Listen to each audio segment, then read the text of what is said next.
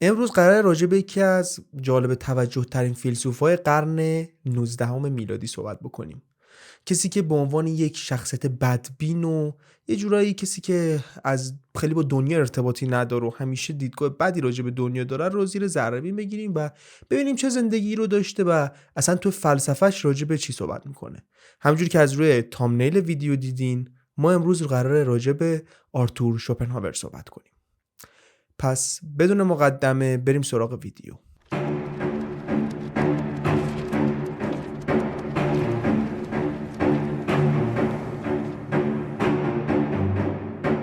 خب اول از همه دوست دارم که شروع این ویدیو رو با یک جمله شروع بکنم. خوشبختی پیدا کردنش در درون مشکل و در خارج از آن غیر ممکن. جمله‌ای که از طرف آرتور شوپنهاور گفته شد و معانی و مفاهیم عمیقی رو درون خودش داره. این مبحث دقیقاً برمیگرده به اراده آزاد که حتی آرتور شوپنهاور هم راجع بهش به صورت خیلی جدی صحبت کرده. خب پس حالا بریم اول ببینیم که آرتور شوپنهاور کیه و از کجا اومده.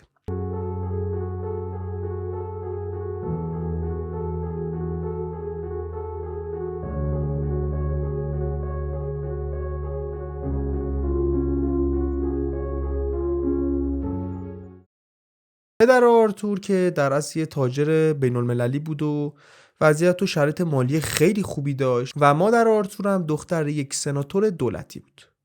البته همه چیز هم به بهترین نحو ممکنه نبود و اختلاف سنی که این بین این دو نفر بود خیلی جالب نبود دیگه. پدرش مثلا یک فرد میان سال بود اما مادرش یک خانم جوان بود و به خاطر همین اختلاف سنی باعث میشد که توی درک هم دیگه یه مقداری به مشکل بخورن. به خاطر اینکه مادر آرتور شخصیتی داشت که به شدت پر جنب و جوش و پر از شور و ذوق بود برای نویسندگی، برای اکثر کارهایی که توی اون برهه زمانی جزو روشنفکرا انجام میدادن. اما خب پدر آرتور فقط فکرش توی تجارت و بیزنس کردن بود. حالا طولی نمیکشه که این دو نفر صاحب یه فرزندی میشن به اسم آرتور. اما این بچه دقیقاً توی موعد قرار خودش به دنیا نمیاد. آرتور زمانی که دنیا آمد یه بچه نارس ناقص بود، چون که کامل تکمیل نشده بود تو دوران جنینیش. به خاطر همین موضوع دکتر خانوادگیشون جوری که خود آرتور تعریف کنه میگه که دکترم دست مامانمو گرفت و بهش گفتش که این بچه هم ذات‌الریه گرفته و هم به شدت ضعیف و نحیفه. پس بهترین کاری که میتونی بکنی اینه که بهش خیلی وابسته نشی، چون احتمال از دست رفتنش بسیار بالاه. خود آرتور به طنز میگه که همین الانم که من 50 سالمه باز مامانم بهم وابسته نیست. خلاصه آرتور قصه ما از همین جا قصه شروع میشه. گذر میکنه اوضاع میرسه به 17 سالگی آرتور. قبل از اون اتفاق خاصی نمیفته. فقط تنها اتفاقی که میفته اینه که دلیل نامگذاری اون به اسم آرتور به خاطر این بوده که تو 3 زبان آلمانی، انگلیسی و فرانسوی به یک شکل نوشته میشدن و تلفظ میشدن. در اصل به یک شکل تلفظ میشدن و برای تجارت بین‌المللی خانواده خیلی کارو راحت تر میکرد. ولی خب جدا از این ماجرا توی 17 سالگی آرتور پدرش از بالای ساختمون پایین پرتاب میشه و بعد از این پرتاب کشته میشه. یه سری میگفتن که مرگ خودخواسته بوده و یک سری دیگه هم میگفتن که نه، مرگ خودخواسته نبوده، بر حسب اتفاق و تصادف بوده. حالا دقیقاً اگر معنی و مفهوم چی بوده ما نمیدونیم. ولی به هر صورت اتفاقی که میفته، این اتفاق سبب میشه که رابطه آرتور با مامانش خیلی اوضاع و احوال خوبی پیدا نکنه. این دو نفر باز بینشون یه فاصله زیادی میافته و آرتور همیشه مادرش رو به عنوان کسی که باعث مرگ پدرش شده مقصر میدونه. اما یوهانای داستان ما یا همون مامان آرتور هیچ وقت گردن نمیگیره و با آرتور میگه که تو هم مثل بابا دیوونه ای. خلاصه ارتباطشون خیلی خوب پیش نمیره. بعد از این جریانات آرتور تصمیم میگیره که به خاطر اینکه پدرش قول داده بود وارد عرصه تجارت بشه و شروع کنه به بیزینس کردن. ولی خب بعد از مدتی خیلی اوضاع براش خوب پیش نمیره و آرتور بیخیال تجارت و بیزینس کردن میشه و ول میکنه و میره سراغ فلسفه خوندن. اگر تا اینجای ویدیو رو دیدید حتما ویدیو رو لایک کنید، سابسکرایب کنید و برامون کامنت بذارید. بریم سراغ ادامه ویدیو. ما بین همین جریاناتی که آرتور تصمیم گرفته بود وارد حیطه فلسفه بشه، خب وقتی که پدرش فوت کرد به پاس این که وضع مالی خیلی خوبی داشتن یه ارثی هم براشون به جا گذاشت و اینا بین 3 نفرشون یعنی آرتور و خواهرش و مادرش با هم دیگه تقسیم شد که از بین اینها هر کدوم سهم خودشون رو به نوبه خودشون سرمایه گذاری کردن که بهترین سرمایه گذاری رو آرتور داشت که اونو از پول دانشگاه و مستمری و نمیدونم حقوق گرفتن و نمیدونم خرج کردن و اینا یه مقدار وضعیت رو براش بهتر بکنه و دیگه از اون جهت به مشکل نمیخوره. اما این جریان برای مامان آرتور و خواهرش اینجوری پیش نمیره و مثل که توی اون تجارتی که داشتن میکردن شکست میخورن. آرتور کلاً علاقه خاصی به جمع و اجتماع نداشت، یعنی دقیقاً برعکس کاراکتر مامانش بود. مامان آرتور به شدت به جمع‌ها دور همیا و اون گرد همایی هایی که افراد روشنفکر به راه مینداختن براش به شدت جذاب بود. اون لذت می‌برد از اینکه تو این جمع‌ها باشه و بخواد باشون ارتباط برقرار کنه. حتی یکی از دوستای صمیمی مامان آرتور، گوته، یکی از مشاهیر آلمان بود. و حتی بهش گفته بودش که پسر تو توانمندی اینو داره که یک روزی توی فلسفه جایگاه بسیار بزرگی رو به دست بیاره. اما خب به هر حال ارتباط آرتور انقدر گسترده و عمیق با مردم نبود. حتی خود آرتور در رابطه با این موضوع میگه که انسان‌ها مثل جوجه تیغی میمونن. گاهی وقتا که از همدیگه زیاد دور میشن احساس سرما میکنن و وقتی که دوست دارن اون احساس گرما بهشون برگرده انقدری به هم نزدیک میشن که باعث میشه این خارا بره تو تن همدیگه و از همدیگه دوباره بخوان دور بشن. کلا آرتور تمثیل و تشبیه خیلی باحالی رو میاره برای اثبات کردن تفکرات و عقاید خودش. یعنی در اصل آرتور توی این تمثیلش میگه که ما نیاز داریم به اینکه گرمای درونی خودمون رو روشن کنیم و فقط باید به گرمای درونی خودمون اتکا کنیم و به گرمای بیرونی به عنوان یک اتفاق موقت. کلاً آرتور دیدگاه و دید جالبی به زندگی نداشت. همیشه برای زندگی یک جای سرشار از بدبینی بود، به خاطر اینکه هیچ وقت نتونست ارتباط مناسبی رو با مادرش برقرار بکنه و اینکه پدرش رو توی 17 سالگیش از دست داد و همینجور توی اپیدمی‌های مختلفی توی اون بره تاریخی قرار گرفت. بعد از اونم وبا داخل آلمان به شدت همه‌گیر شد و باعث شد که تعداد آدم‌های بسیار زیادی توی آلمان از دنیا برن و این به خاطر این باعث شد که کلاً آرتور بخواد توی شهرها و کشورهای مختلف به صورت کلی در حال گردش باشه. حالا بریم سراغ زندگی تحصیلی آرتور. از لحاظ تحصیلی آرتور توی فلسفه به شدت موفق بود. اون توی رساله دکتراش موضوعی رو مطرح کرد به عنوان در ریشه چارگانه اصل عقل کافی.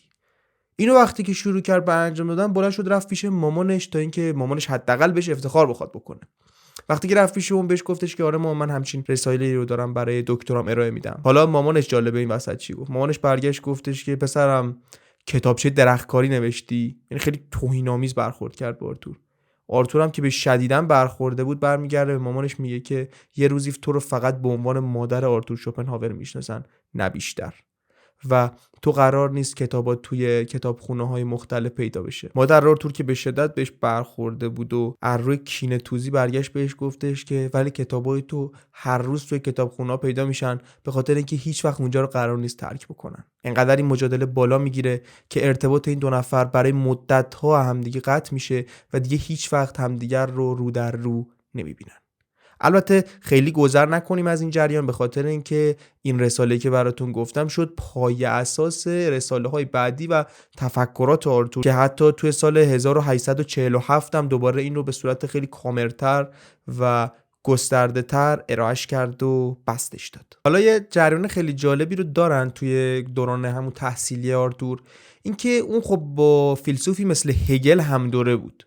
توی این بره زمانی که این دو نفر با هم دیگه هم دوره بودن آرتور از هگل متنفر بود، یعنی حتی دوست نداشت سر به تنش باشه. اون همیشه میگفتش که هگل یه فلسفه پیچیده و سخت و بدقلق و مزخرف داره و همین صراحت. حالا جالبیش اینه که بر حسب اتفاق این دو نفر با هم دیگه یه کلاسی رو میذارن که توی یک زمانه توی دوتا مکان جداگونه و این باعث میشد به خاطر اینکه هگل توی اون بره زمانی خیلی جذابتر و ملموس‌تر بود برای دانشجوها. خب دانشجوها دوست داشته باشن بیشتر برن کلاس هگل تا بیان کلاسش آرتور شوپنهاور. به خاطر همین موضوع خیلی به شدت به غرور آرتور توی اون بره زمانی برمیخوره. یکی از مهمترین نکاتی که آرتور راجع بهش صحبت میکنه مفهوم اراده است. یه مثال خیلی جالبی میزنه. اون میگه که اصلا انسان اراده آزاد نداره. این یه توهمه که ما فکر میکنیم اراده آزاد داریم. به خاطر اینکه تو میتونی نهایتا تصور بکنی که الان داری روی کره ماه قدم میزنی، اما نمیتونی در لحظه اونجا باشی. پس این اسمش اراده آزاد نیست، این خواستنه. تو میتونی بخوای که روی کره ماه باشی و میتونی تصورش بکنی. در اصل آرتور داره میگه که این یک توهم ذهنیه که تو یک اراده آزاد داری، در صورتی که تو محدود شدی و مقرر شدی تا شرایط موجود ناراحت کننده خودت رو به دوش بکشی. و یه مفهوم خیلی جالبیه که از اراده در اصل داره ارائه میده. این داره میگه که تو دست و پات بسته است تو این جامعه. در اصل با همین دیدگاه نفیش میکنه و خیلی جالبه. آرتور یه دیدگاهی هم که و یک نقد و دیدگاهی که نسبت به هم دورای خودش داشت این بودش که آقا پای بست فلسفیشون به خودشون بود. میگفتن آقا من همچین چیزی رو ارائه دادم، پای بست فلسفیش خودمم. اما آرتور میگفت نه، پای بست فلسفه من خود من نیست. پای بست فلسفه من به فلسفه شرق برمیگرده، به بودیسم، به آیین‌هایی که توی مشرق زمین داره فعالیت میکنه و فعالیت میکرده. مثلا خودش رو با بودا مقایسه میکنه. زمانی که بودا از قلعهشون بیرون میاد و وارد جامعه میشه و اون سطح از فقر و مرگ و بیماری و شرایط سخت رو درک میکنه، دقیقاً آرتور هم یه جورایی تا یه حدودی با این موضوع دست پنجه نرم میکنه و میفهمه که دنیا پر از رنج، درد، سختی و فارغ از اراده آزاده. خب آرتور که این جریانات رو همینجوری رو هوا رها نمیکنه. اینا رو اول ارائه میکنه و بعد به دنبال راه حلش میگرده. حالا راه حل آرتور چی بوده؟ راه حل آرتور این بوده که آقا تو اوکی با یک اراده به درد نخور روبرو هستی. حالا باید چی کار بکنی؟ تنها راهی که برات سر راهت هست اینه که رنج رو بپذیری و سعی کنی برای مدت کوتاهی از دستش فرار بکنی. حالا این فرار چی میتونه باشه؟ تو میتونی هزاران رنج در طول روز از انواع مختلفش رو بکشی و حالا توی اون بره زمانی آرتور شوپنهاور میگفت آقا برای اینکه تو از میل جنسی و نمیدونم درد و رنج و ناراحتی و از دست دادن رو دوری بکنی، بهتره بری بشینی موزیک گوش بدی، بری تئاتر ببینی، شرط متفاوتی رو بر خود رقم بزنی. به قول نویسنده‌ای که ما از طرف مقاله اون این ویدیو رو تهیه کردیم، باید بگم که واقعا دیگه الان همچین موزیکی خیلی سخت پیدا میشه، من یعنی که بریم سراغ موزیکای کلاسیک، وگرنه الان هم خیلی از موزیک ویدیو هستن که توانمندی اغوا کردن انسان‌ها رو به شدت دارن. آرتور توی وادی بعدی اراده راجع به یک موضوع صحبت میکنه به اسم اخلاق شفقت. این اخلاق شفقت رو به سبک خیلی متفاوتی هم ارائهش میده. در اصل میاد میگه که از یک جمله آلمانی به اسم میتلایدن استفاده میکنه که یه جوری معنی ترجمهش میشه نمیدونم مثلا با رنج زندگی کردن. میت به معنی با و لایدن به معنی در رنج بودن و داره میگه که آقا ما در رنج هستیم. حالا این با شفقت زندگی کردن، همون اخلاق با شفقت اینه که اگر تو میبینی یه کسی داره درد میکشه، کسی داره اذیت میشه، کسی داره آزار میبینه، بهش کمک کن، رنجشو از بین ببر، نذار آزار ببینه. حالا این اهمیتی نداره که در رابطه با یک حیوان باشه یا در رابطه با یک انسانی باشه که داره زجر میکشه و تو میتونی بهش کمک بکنی. با اینکه خود آرتور انسان اجتماعی نبود و از لحاظ اجتماعی خیلی در تنگنا قرار داشت و اذیت بود، ولی به شدت توی این مورد توجه داشتش که آقا ما همه گیر کردیم اینجا، اراده خیلی مشخصی هم نداریم و شرایطمون هم خیلی اونجوری که باید پیش نمیره. حداقل کاری که میتونیم بکنیم در حق هم دیگه اینه که ما در حق هم دیگه دلسوزی بکنیم، هم دیگه رو کمک بکنیم، مشکلاتمون رو رفع بکنیم. حالا این وسط صحبتی که پیش اومده بود و نویسنده مقاله ما هم صحبت میکنه راجبش، اینه که حالا اگر ما یک فرد الکلی رو توی خیابون ببینیم و از بدون الکل بودن در رنجه، آیا درسته که ما براش الکل تهیه کنیم و بهش بدیم و اونو از رنج دور بکنیم؟ خب این که باعث میشه بدتر دوباره طرف وارد اون وادی سخت خودش بشه. و دقیقاً همینجا این نکته و ایرادو از آرتور میگیرن که آقا تو با این حرف خودت یک اخلاق تئوریکو وارد کردی، نه یک اخلاق عملیو. به خاطر اینکه توی عمل ممکنه مورد ارزش بره، مشکلات زیادی داره از این جهت و خلاصه همچین چیز رو بیان میکنه. ولی در کلیت فلسفه آرتور شوپنهاور میگه که زندگی خلاصه شده توی درد و رنج و سختی و ناراحتی و شما میتونید به صورت مختصر یه راه فراری ازش پیدا کنید که بتونید برای مدت خیلی کوتاهی از دست اون فرار بکنید. آرتور تو این پروسه خیلی برای خودش رها نکرده بود بشینه گوشه. درسته که با انسان خیلی خوش مشرب و خوش رفتار نبود، اما برعکس اون با سگا بهترین بود. یکی از بهترین دوستای شوپنهاور کسی نبود جز سگش آتما که معنای روح جهانه توی زبان هندی. این آتمای قصه ما تا آخرین لحظه‌ای که آرتور زنده بودن باهاش زندگی کرد و خود آرتور یکی از بهترین و صمیمیترین دوستایی که توی زندگیش داشته رو آتما نام میبره. آرتور خب به مشکلاتی هم برمیخوره تو زندگیش، همیشه با ادب و خیلی مرتب نبوده. یه روزی مثل این که با یکی از پیرزنایی که تو ساختمونشون زندگی میکردن بحثش میشه و اونو هول میده و این خانم از رو پلا میفته زمین و قلط قلط قلط قلط.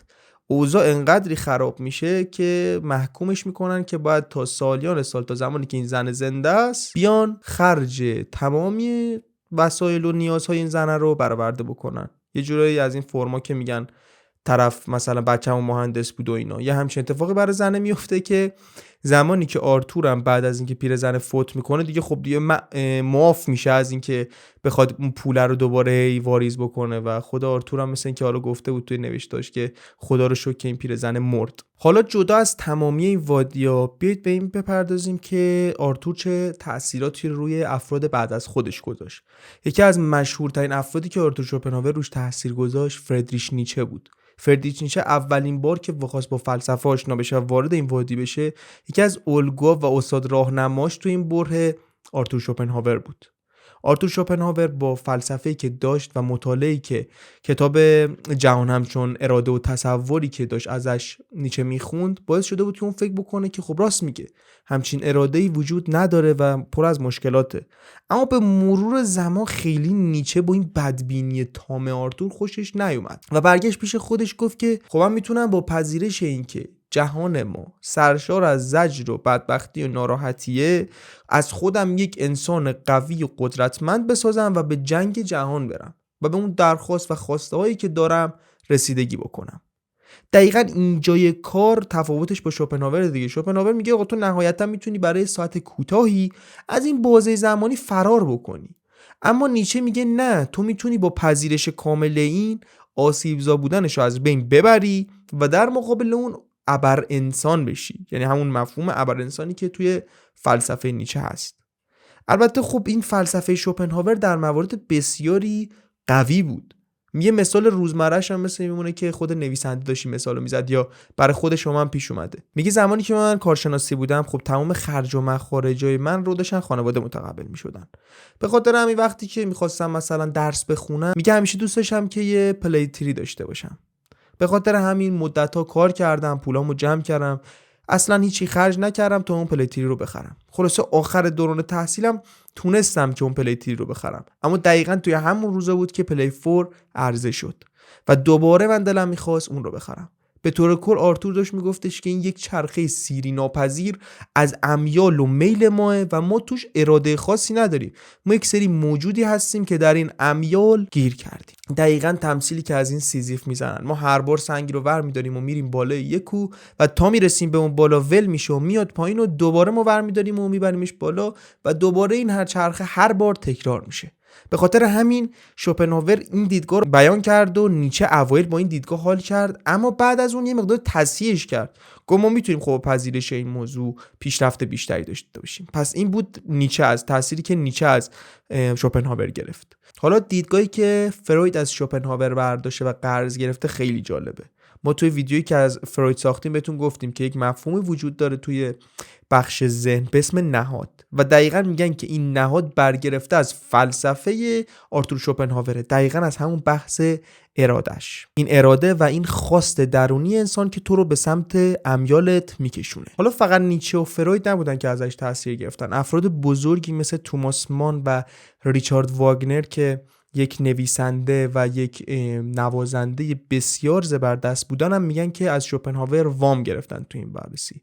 حالا اتفاقی که این وسط میفته و خیلی جالبه در رابطه با خود مفهوم اراده‌ای که شوپنهاور ارائه میکنه اینه که تعریف میکنن یه جوکی هست که فکر کنم خودتون شنیده باشین که یه شخصی میره پیش روانشناسی و بهش میگه که من حالم خوب نیست و چیکار کنم که حالم بهتر بشه. دکتر بهش میگه برای اینکه روحیت عوض بشه برو مثلا پیش آقای ایکس که توی شهر دلقکه و برو به اون سیرک و اون روحیت جا میاره. و برمیگره اون شخصی که اومده بود اونجا میگه که جناب دکتر من خودم اون دلقکم. و دقیقاً داره در رابطه با ترکیبی از اون شفقت انسانی که اتفاق افتاده صحبت میکنه. گاهی وقتا دقت کرده باشیم با خودتون، کمدین ها بیشترین افرادی هستن که ناراحتی و درد و درون خودشون دارن احساس میکنن، به خاطر اینکه اونا به رنج و دردی که خودشون دارن حس میکنن آگاه شدن و بهش تا یه حدودی چیره شدن، تا یه حدودی. و بعدش به دنبال اینن که از این شفقت، اخلاق شفقت استفاده بکنن و رنج دیگران رو کمتر و کمترش بکنن و دقیقا اتفاقیه که برای افراد کمدین داره میافته. ولی خب گاهی وقتا این ناراحتی بهشون چیره میشه و باعث اتفاقات عجیب و غریب مثل اتفاقی که برای رابین ویلیامز افتاد و دیگر کمدین هایی که به مرگ خودخواسته کشیده شدن. اینجاست که این مفهوم رو بیان میکنه. خلاصه اول ویدیو بهتون جمله گفتم: خوشبختی پیدا کردنش در درون مشکل و در خارج از آن غیر ممکنه. اگر تونستی اون حس خوشبختی رو درون خودت پیدا بکنی و بهش برسی، بهترینی. اما اگر این اتفاق برات نیفتاد، هرگز تو با رسیدن به ماشین، به خونه، به هلیکوپتر شخصی، نمیدونم به حساب بانکی نامحدود قرار نیست خوشبخت باشی، به خاطر اینکه اون میل درونی و اون میل ارادی که راجع به همین آزادی اراده صحبت میکنه هر روز دست تو رو میگیره و تو رو به اون قهقرا میکشونه. پس خوشبختی پیدا کردنش در درون مشکل و در خارج از آن غیر ممکن. با همین تفکرات آرتور پیر و پیرتر شد. دقیقاً فیلسوفایی بودن که مخالفه و خب تو همین بره زمانی فیلسوفایی بودن که با آرتور مخالف باشن و مخالفت کنن با دیدگاهی که آرتور داره. به خاطر همین شرایط سختی برای آرتور فراهم شده بود، ولی به مرور زمان جوونهایی که توی اون جامعه زندگی میکردن دوباره علاقه‌مند شدن و به تفکرات آرتور رو آوردن. به خاطر همین تو اواخر زندگیش هم باز خیلی شخصیت ناشناخته‌ای نبود برای مردم، شخصیت شناخته شده‌ای بود. اما خب خودش دیگه همون شخصیت قبلی خودش رو ادامه داد و خیلی هم ساده، مثل زندگی که سرش تو کار خودش بود، توی پایان زندگیش هم مثل همیشه وقتی که میرفت توی یه رستورانی پای 2 نفر حساب میکرد که کسی کنارش نشینه، نشست صبحونش رو خورد، رفت خونه و همونجا هم خیلی عادی از دنیا رفت.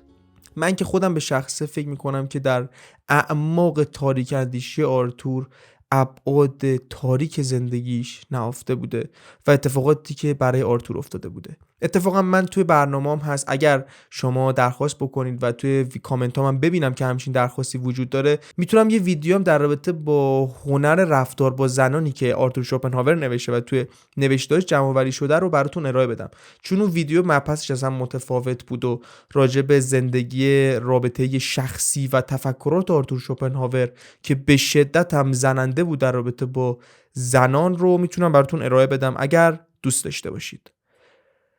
خلاصه این ویدیو تموم شد. امیدوارم که از این سبکای جدید ویدیو خوشتون بیاد. اگر خوشتون اومد حتما لایک کنید، سابسکرایب کنید و برامون کامنت بذارید. برای دوستاشتون هم اگر دوست داشتید بفرستید. مرسی که هستید. تا دیدار دیگر، بدرود.